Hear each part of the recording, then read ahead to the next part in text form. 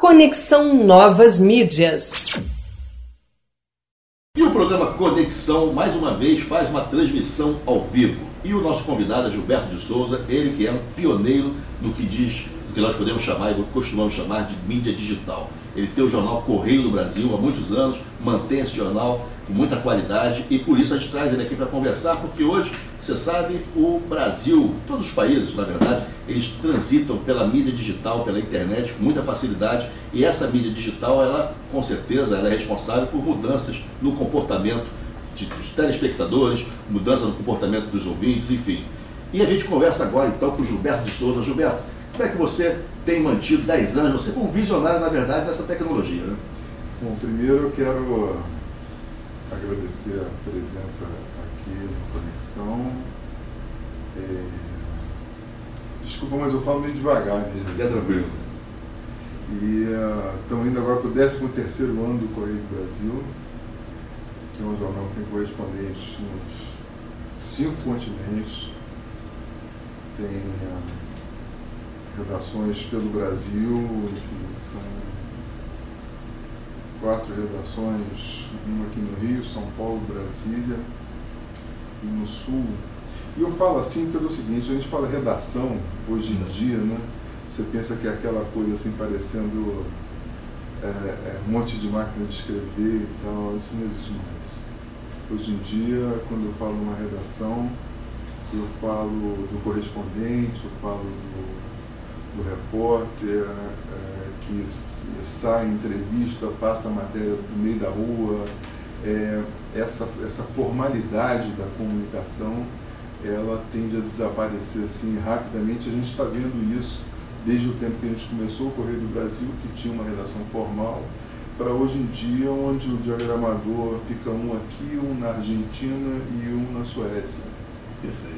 E na verdade você, quer dizer, você sabe disso melhor do que eu, que está tanto tempo militando nessa nova tecnologia, é possível você fazer um jornal, quer dizer, fora esse padrão, você não precisa ter uma sede, uma monstruosa, você não precisa ter um prédio, um edifício caríssimo, inclusive, a manutenção dele é cara, isso vai se refletir, logicamente, até no preço do produto final. E é possível você fazer com a mesma qualidade, até, logicamente, você pode até ousar mais numa estrutura diferenciada. Eu diria que se faz com uma qualidade superior, porque parte do recurso que você usaria para pagar luz, água, o próprio prédio, aquela coisa, você investe em jornalismo. E aí você consegue fazer um produto de maior qualidade. E está indo, por exemplo, o New York Times, a gente sabe que para de rodar a sua versão impressa dentro de mais 2, 3 anos no máximo, se não houver nenhuma intercorrência no meio disso tudo. E eles que avisaram isso, inclusive. Hoje em dia você assina o New York Times e ganha um tablet. Né? Quer dizer, então, convite, né? Exatamente. O impresso, a tendência do impresso é de, primeiro, se transformar num produto caro, geralmente final de semana, onde a pessoa tem mais tempo para passar em casa, ainda existe um resquício de maior idade que gosta de folhear jornal, enfim, gosta enfim, de estar com o jornal em papel, enfim, como existem pessoas que ficam na frente da televisão, até hoje vai cada vez mais raro isso, né? A gente vê aí os números do Ibope trazendo as mudanças, né? Essas mudanças, por exemplo, né? Em 2012 caiu em 4% o número de aparelhos ligados durante o horário nobre da TV, que é o Jornal Nacional, que é a novela que vem logo em seguida, enfim. É importante também, interessante a gente buscar um outro assunto, e eu falo isso até como consumidor de jornal impresso, que eu sou, logicamente a gente tem uma escola de jornal impresso, você, todos nós gostamos de jornal impresso. Eu não leio mais, não. Não leio mais? Impresso não, eu leio no tablet. Eu ainda tenho esse vínculo com o jornal impresso, mas uma coisa que me incomoda, e com certeza eu sou porta-voz aqui de muita gente que ainda lê jornal impresso, é o seguinte, é você reler uma matéria que você viu anteontem. Isso acontece com uma frequência enorme, porque, na verdade, o assunto que se você consegue colocar, atualizar, que a gente faz aqui por edição, você faz lá no Correio do Brasil, você consegue atualizar o assunto. Por exemplo, hoje a gente tem uma tragédia acontecendo em Duque de Caxias, houve foi decretada emergência pelo prefeito, enfim, Alexandre Cardoso. E isso, logicamente, se isso acontece às 11 da noite, talvez à meia-noite, você só vai conseguir dar, se muito, você vai conseguir dar no jornal depois de amanhã. Se você não tiver com aberto o segundo clichê. É uma coisa que hoje, logicamente, para essa garotada que está acostumada a trabalhar no online, trabalhar o tempo todo na linguagem, na comunicação que se renova, ela não consegue mais lidar com isso. Essa compreensão que nós temos de que existe um segundo clichê, talvez um terceiro clichê, que custa muita grana, é muito velho. E assim, não dá para as pessoas aceitarem isso. E talvez isso seja determinante da opção que as pessoas fazem por um veículo renovável, permanentemente renovável, como o Correio do Brasil. Embora, por exemplo, uma das maiores fontes de recursos do Correio do Brasil, assim, de longe, disparado, são as assinaturas. Que a gente tem um produto que é a edição digital do Correio do Brasil. É essa que você lê no tablet, como se estivesse lendo um jornal impresso. Inclusive até o tamanho do Correio do Brasil, você conhece o tamanho, o meio tabloide, ele é exatamente do mesmo tamanho do tablet. Quando a gente criou isso, nem existia tablet, mas existia o estudo. Que o Correio do Brasil tem 13 anos, quer dizer, 13 anos atrás, a Mac, a Apple, estava fazendo um estudo do que eles chamavam de e-paper, que era aquele que parece era um primórdio do iPad, né? Que já tinha esse formato, que é o formato do meio tabloide. E isso, a pessoa ainda tem a impressão que está lendo alguma coisa em papel, que passa a folha. Né? Isso é uma edição que você pode fazer 2, no máximo 3 por dia. São os 3 clichês básicos de um jornal impresso.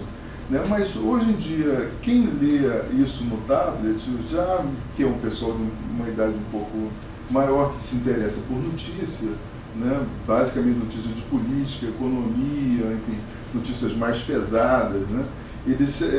A tendência é migrar para o tablet, porque te dá essa impressão que você está lendo alguma coisa que passa a página, até tudo bem organizadinho, né?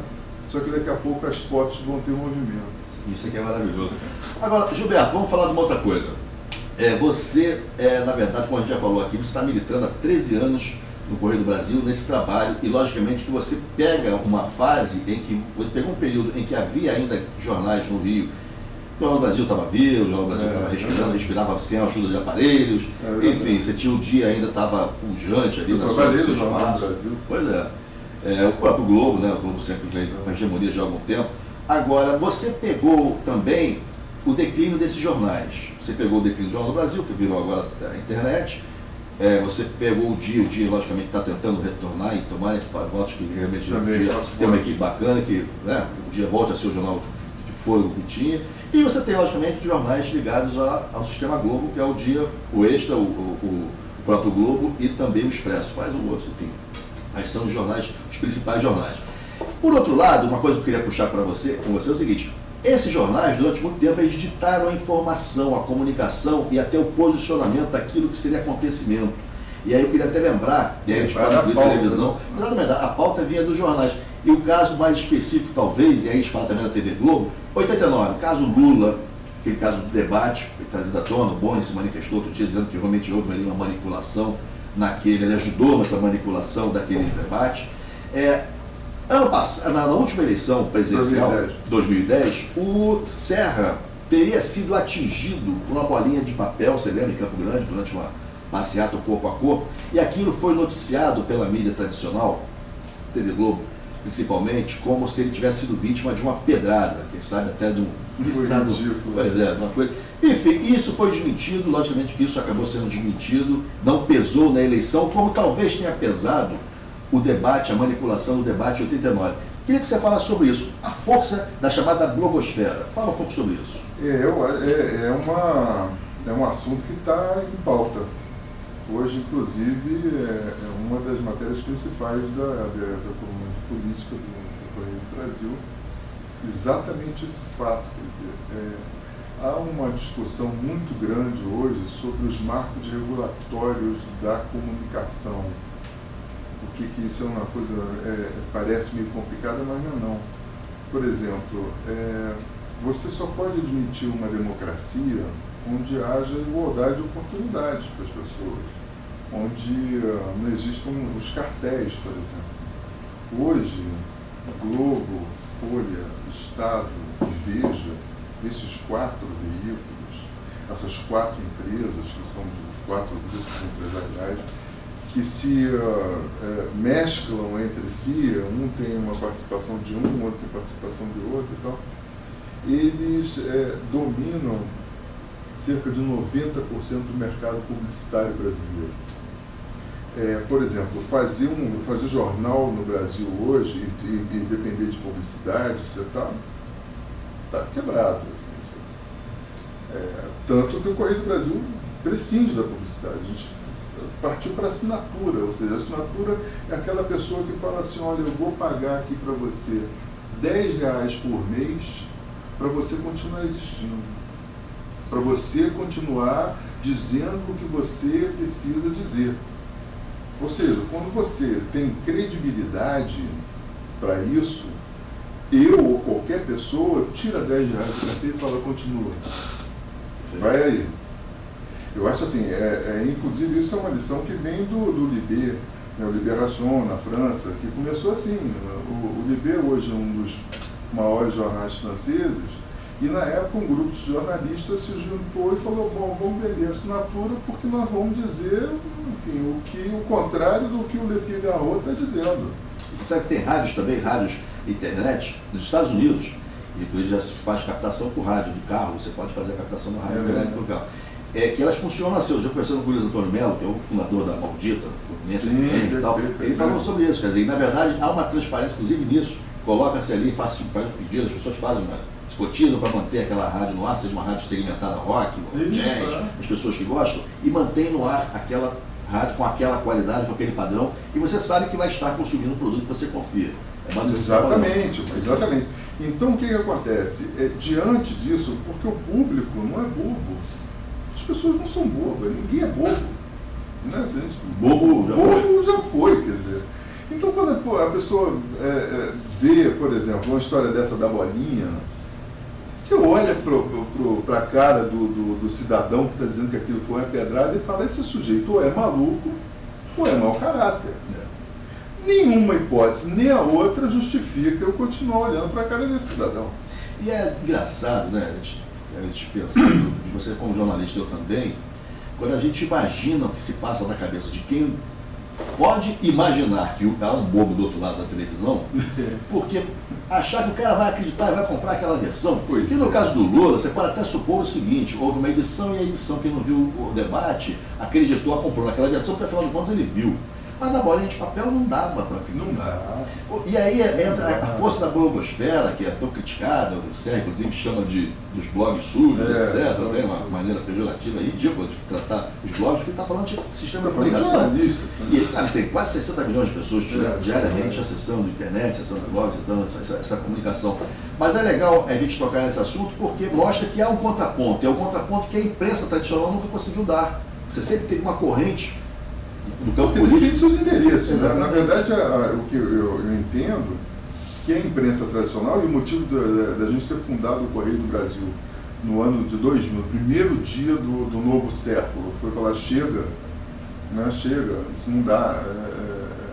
Pode parecer uma coisa assim quixotesca e tal, mas eu falei, não dá. Chega um momento assim que você fala, não é possível.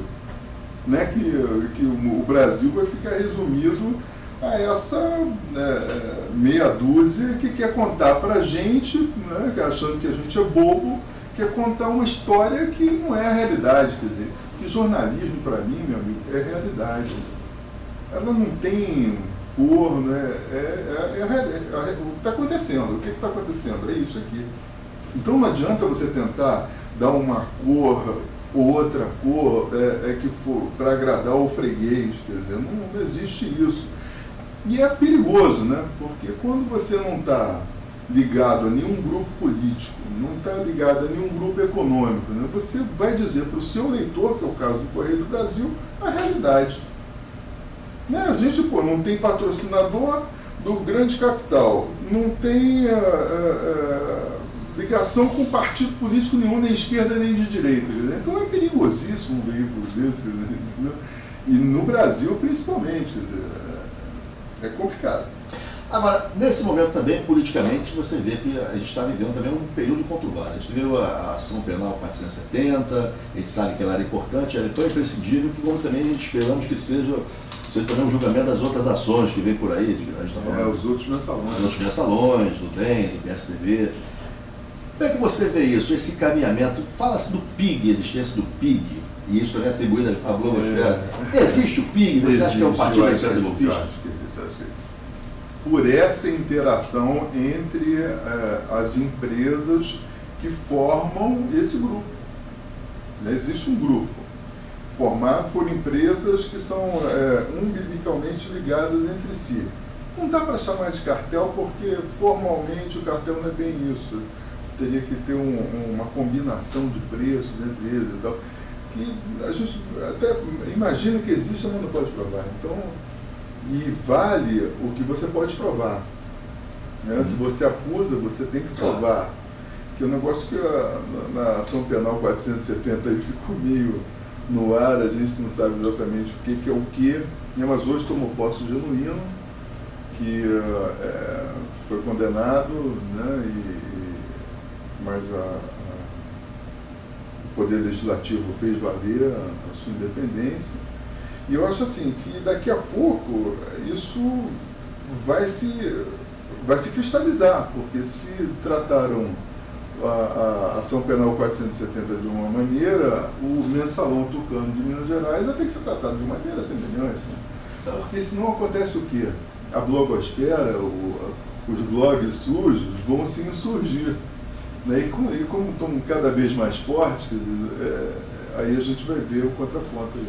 É isso que eu queria falar com você até para a gente finalizar. Blogosfera, os blogs independentes, os sites independentes, qual você acha que vai ser o resultado disso? Quer dizer, logicamente que nós todos incomodamos a estrutura da mídia tradicional. Com certeza há uma preocupação, tanto que cada vez mais eles tentam também, ao agregar sites e blogs na sua própria estrutura, né? Um satélite desse grande núcleo de blogs, enfim, de sites, e também, da mesma maneira, eles tentam aqui acolá minar, seja tentando impedir que haja algum tipo de financiamento, algum tipo... Qual você acha que é o futuro? O que as pessoas que acreditam e que almejam uma mudança, uma pluralidade na comunicação podem esperar para o futuro com relação a gente? Olha, Fábio, eu sou otimista. Eu sou um otimista incorrigível, aliás. Porque eu acredito piamente que o que vale é a verdade, é a independência. Sem esses dois componentes, você não pode ter um jornal, não pode ter uma rádio, não pode ter uma televisão, você não pode ter nada que diga respeito a jornalismo. E jornalismo é, antes de tudo, independência. E, antes de tudo, credibilidade. E a credibilidade dessas pessoas, assim, está indo para o ralo com uma rapidez muito grande. Enquanto que a blogosfera, que são esses jornalistas independentes, eles mostram que eles são capazes de produzir um conteúdo de alta qualidade, grande credibilidade e um acesso cada vez maior. Então, só pode dar certo. Perfeito. Eu concordo com você. E tenho certeza disso também. Na verdade, assim, a gente está fazendo uma transmissão ao vivo aqui do Conexão. Isso já é inovação. Já é uma coisa, pois é, uma inovação. A gente pode tratar do assunto que a gente quer, por maior que... Enfim, a gente tem independência, tem liberdade, temos uma estrutura que permite conversar com os nossos ouvintes. E a gente agradece a participação de todo mundo que acompanhou aqui, Gilberto de Souza, do Brasil, aqui em Conexão. E a gente segue.